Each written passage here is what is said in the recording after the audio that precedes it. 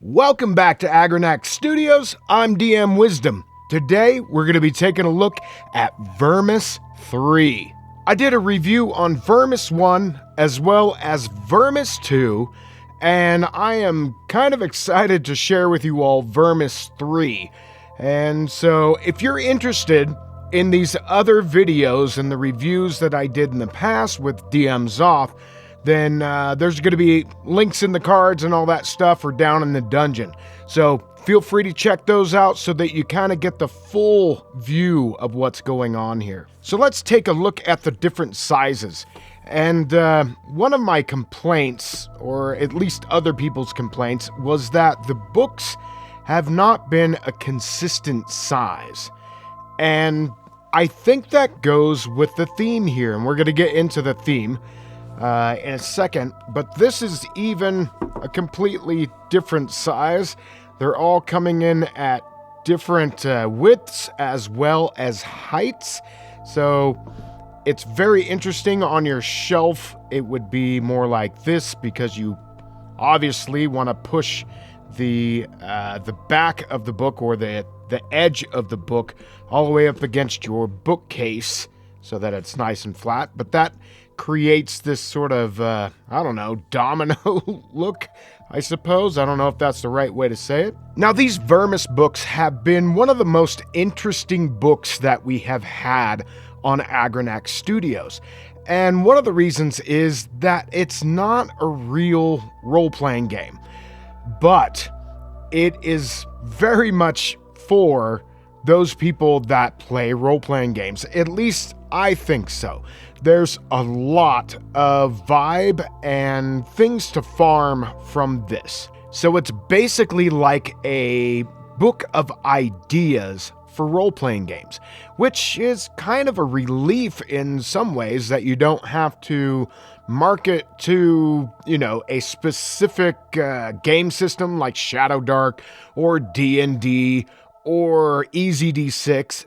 It's kind of like for anything. And some of you may not agree with that, but let's just get into it. So this is Vermis, Old Curses and Buried Horrors, and it's the official guide to Vermis, and it's made to look old, and you can see the weathering and all that. This is a nice matte finish, which I always am appreciative of.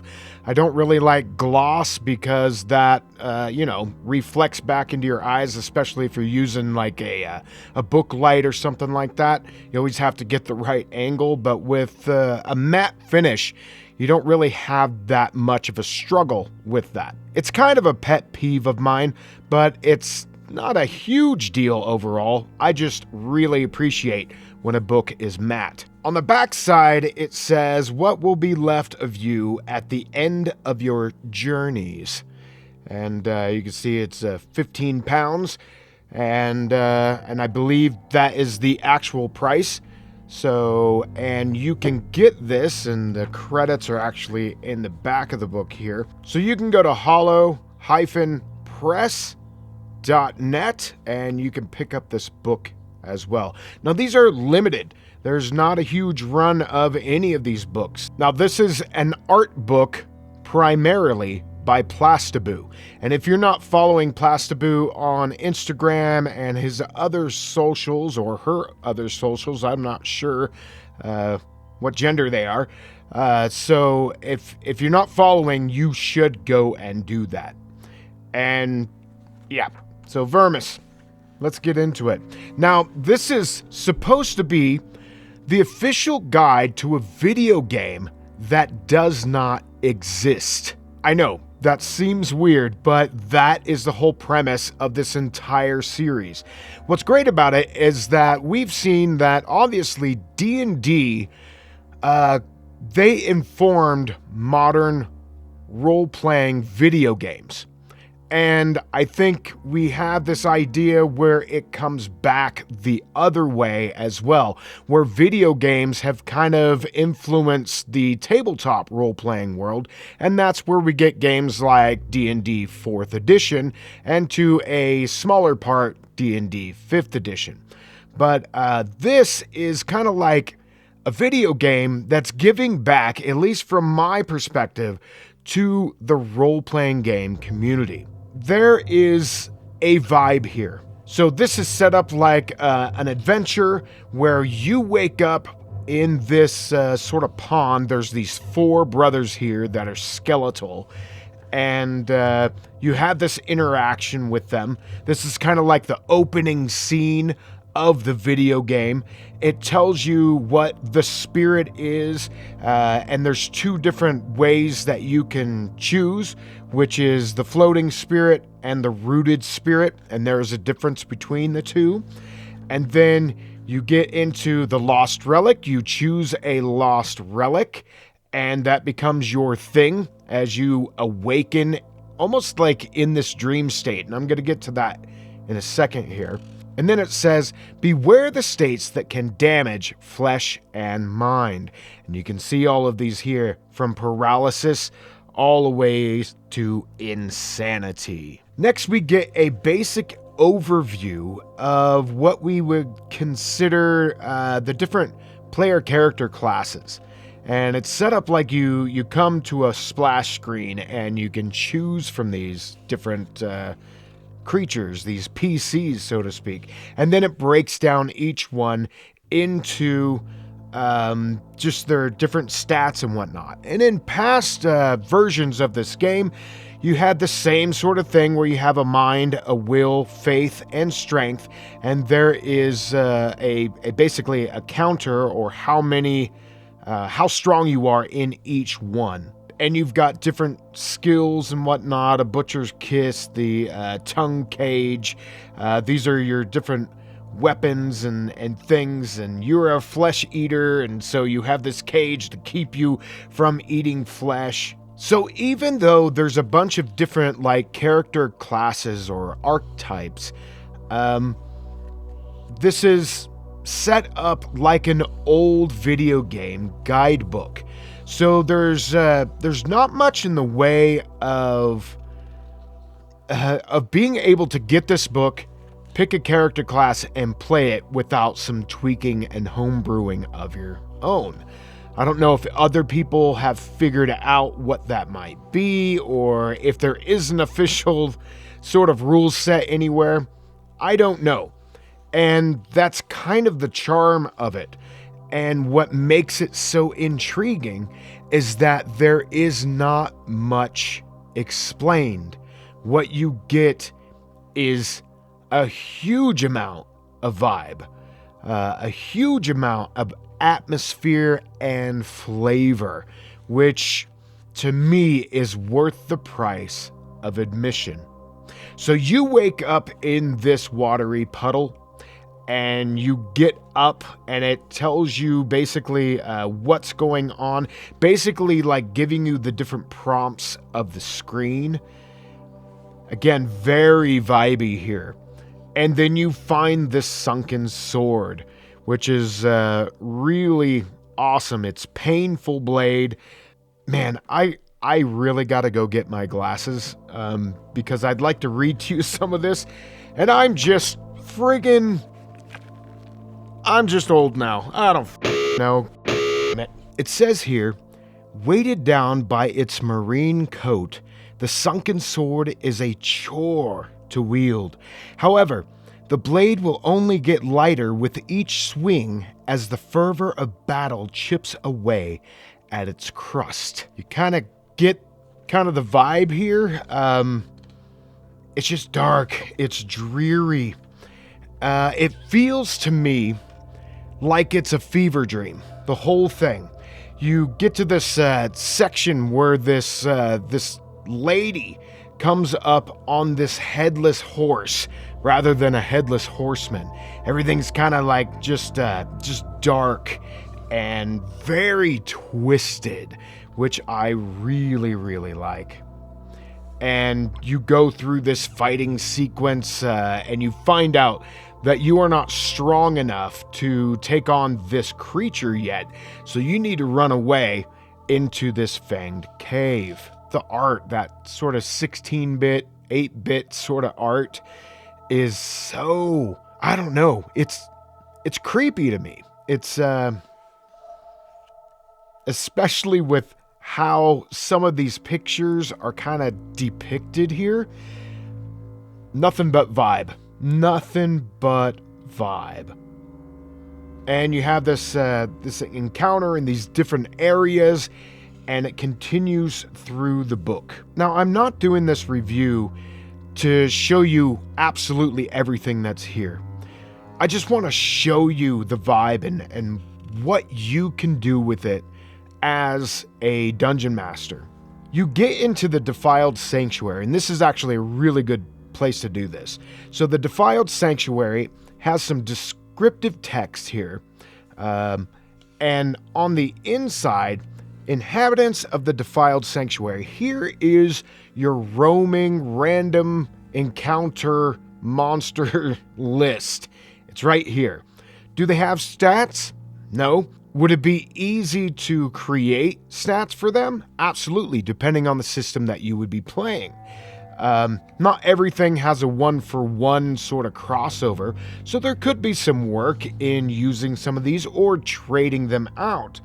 But, you have a creature, living roots, hunched centipede, whispering wall, a lying fairy, the judge, sun searcher, and there's just this cool aesthetic. To me, yeah, it's just a twisted, evil, dark dream. And that's what you feel like, because you are supposed to take on an aspect of one of these PCs and go through this world. Now, there's these two different paths here. One that goes to the Judgment, which is a test of guilt, which has this sort of statuine person, this being with a sword, and then a pedestal with a silver sort of sphere on it, this crystal ball maybe. So it's a crystal orb, it says here. So you stare into this and you can see this diagram shows you what's happening. And then you can keep staring into the orb. This tells you what happens. Or you can pry your eyes away from the orb, and this is what happens. The barbed path and through that doorway, and gives you all the things that are going on here. And the creatures that you will encounter. There's one that is particularly here, which is the giant cannibal. And you have an interaction with this guy here. And then this right here, it's almost like each spread is kind of an encounter in and of itself. So you have the Judgment and all the things that are going on here, and then once you pass it, you can go on to the next section, the barbed path. And what's going on here, the creatures you are encountering or have the possibility of encountering, and then you keep on going. Here's an encounter with the sealed one, what the description is, the things you need to do with it, and then there is an artifact or another sword that you can pick up.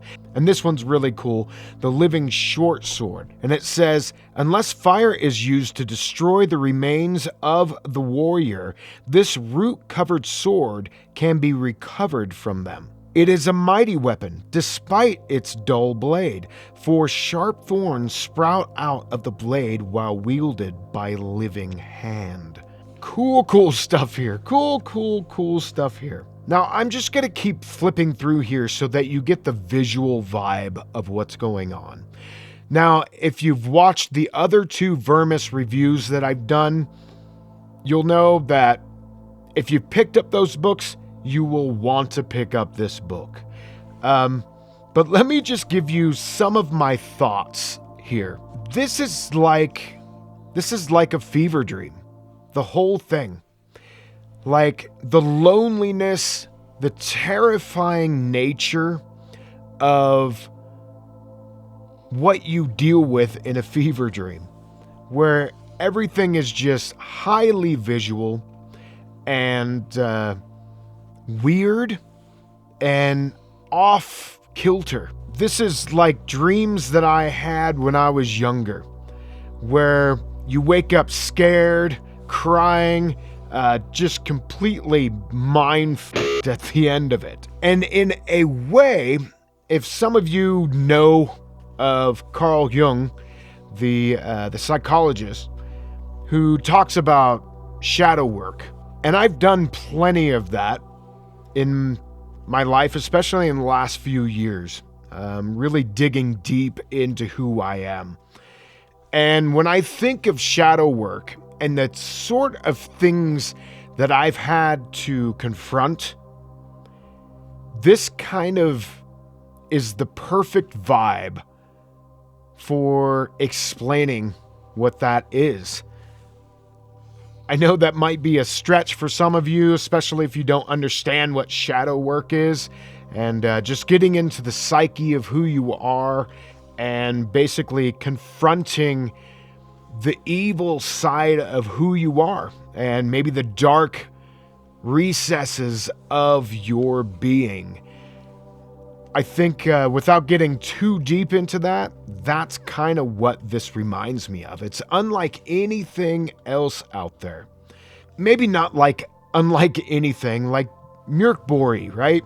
Or Mörkborg, for those of you that don't like the way that I say it. That kind of has this vibe too. A hellish sort of landscape. A dream sort of landscape that is just wrought with darkness that you need to confront. And I got pretty far with this book the other day, and it is so evocative. It is so just full of, I don't even know how to say, I keep saying vibey, but it is full of atmosphere. And if you are looking for atmosphere at your table, it is not a far stretch at all to use any of these 2-page spreads as elements in your game.